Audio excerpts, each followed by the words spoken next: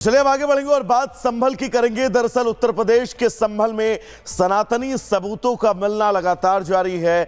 बावड़ी कुआं तमाम तस्वीरें हमने आपको दिखाई। एक बार फिर से एएसआई को शिवलिंग मिला है। पूरी तस्वीर इस रिपोर्ट में।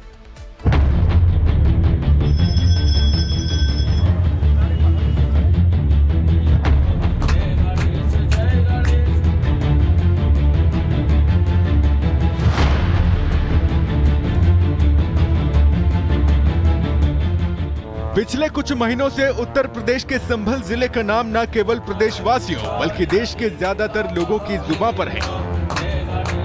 कुछ ही दिनों में संभल से इतना कुछ मिला है कि लोग हैरान हैं।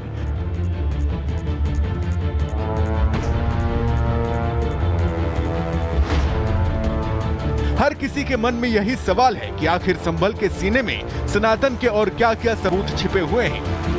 ताजा खुदाई में संभल के मकसूदनपुर गांव से शिवलिंग जैसी आकृति मिली है। स्थानीय लोग शिवलिंग होने का दावा कर रहे हैं और बड़ी संख्या में पहुंचकर पूजा पाठ कर रहे हैं। संभल में अब तक कार्तिकेय महादेव मंदिर, चंद्रेश्वर मंदिर, 19 प्राचीन कूपों से मूर्तियां, 2 बावड़ी मिल चुकी हैं। वहीं अब ताजा खुदाई में शिवलिंग मिला है। लगातार मिलते सनातनी सबूतों के चलते संभल को शिव नगरी या संभलेश्वर नगरी कहा जा रहा है। बताया जा रहा है कि संभल में हिंदुओं की संख्या पहले बहुत थी, लेकिन 1978 के दंगों के बाद हिंदुओं ने पलायन कर दिया, जिसका नतीजा ये हुआ कि मंदिर खंडहर हो गए।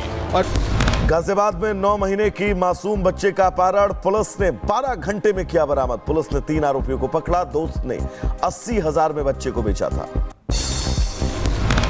उत्तर प्रदेश के अमरोहा में सनसनीखेज खुलासा। 20 महीने से लापता युवक का मिला कंकाल, भतीजा निकला कातिल। उत्तर प्रदेश के बागपत में दबंगों ने युवक पर किया जानलेवा हमला। हाईवे किनारे लाठी डंडों से किया पीट कर किया आत्मरा। वीडियो आया सामने, जांच में जुटी पुलिस। हिमाचल के कई इलाकों में भारी बर्फबारी। मौसम विभाग ने आंधी और बिजली गिरने का येलो अलर्ट भी जारी किया। मध्य प्रदेश के मुख्यमंत्री मोहन यादव ने कूनो नेशनल पार्क में छोड़े 5 चीते। बाड़ों से निकलने के बाद खुली हवा में कुलांचे भरते नजर आए। हरिद्वार में गंगा में विसर्जन के लिए पाकिस्तान से लाई गई 400 हिंदुओं की अस्थियां। कराची में पुराने गोलीमार क्षेत्र में शमशान घाट में 8 सालों से रखी थी अस्थियां। अमेरिका में रह रहे प्रवासी भारतीयों को लेकर अमृतसर पहुंचा अमेरिकी सैन्य विमान। टेक्सास से भारतीय बच्चों, महिलाओं और पुरुषों समेत 104 लोगों को किया गया था डिपोर्ट। बांग्लादेश में फिर सामने आए कट्टरपंथियों का तांडव। शेख मुजीबुर रहमान के घर में घुसकर उत्पात। बंगबंधु के घर में जमकर तोड़फोड़, आगजनी। गाजा पट्टी पर कब्जा करेगा अमेरिका। नेतन्याहू के मेजबानी करते हुए राष्ट्रपति ट्रंप ने गाजा से फिलिस्तीनियों को विस्थापित करने का प्रस्ताव दोहराया। जॉर्डन और मिस्र में पुनर्वास का सुझाव। गाजा पर कब्जे की बात कहकर फंसे ट्रंप। सऊदी अरब से लेकर मिस्र तक विरोध। चीन ने भी इस सुझाव को खारिज किया। कहा गाजा पट्टी के लोगों को निशाना बनाकर जबरन स्थानांतरण किया जा रहा है।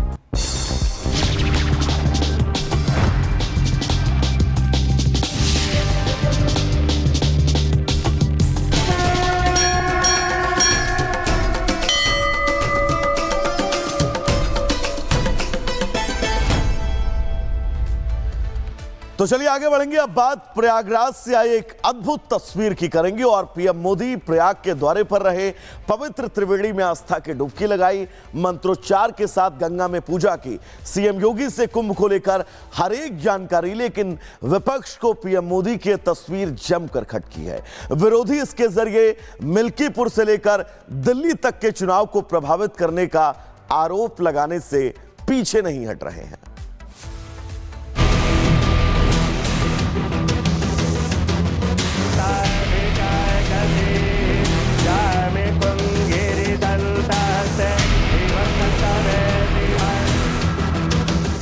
मां गंगा का किनारा, हजारों भक्त, सूरज की तरह चमकता प्रयाग और आस्था का सैलाब। चुनावी शोर थमने के बाद पीएम मोदी भक्ति के रंग में रंगने महाकुंभ पहुंचे।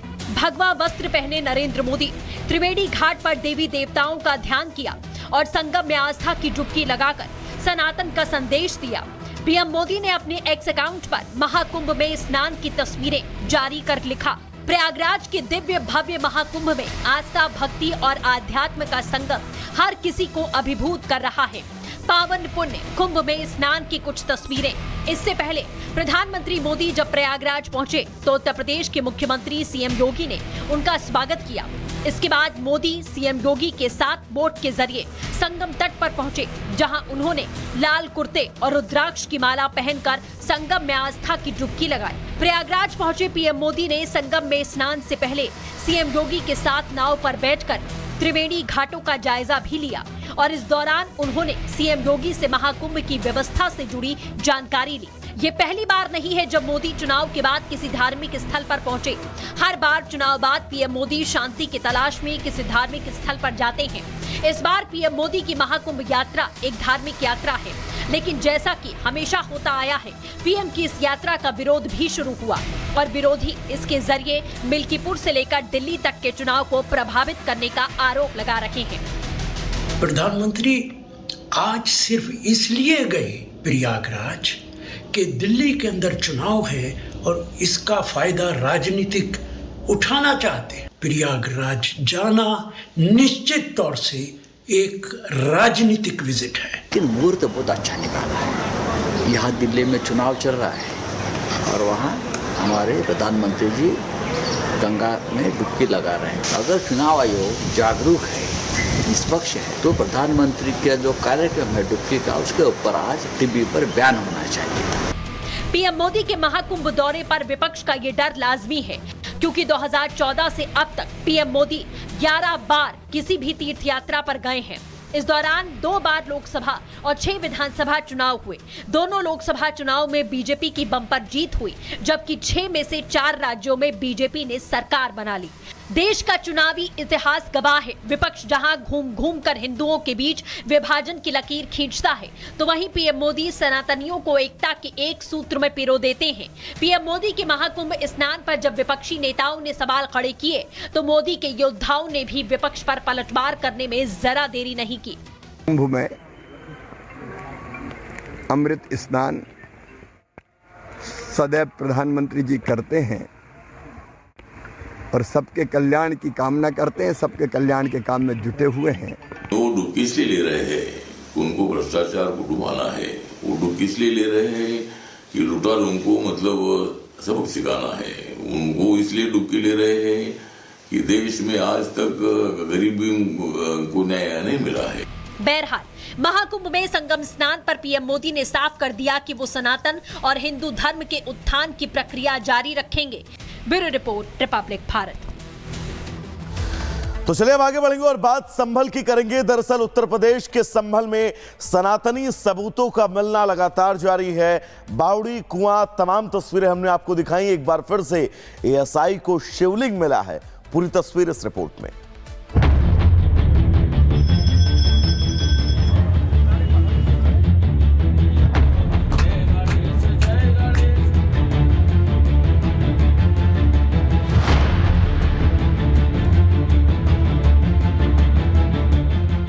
पिछले कुछ महीनों से उत्तर प्रदेश के संभल जिले का नाम न केवल प्रदेशवासियों बल्कि देश के ज्यादातर लोगों की जुबान पर है। कुछ ही दिनों में संभल से इतना कुछ मिला है कि लोग हैरान हैं।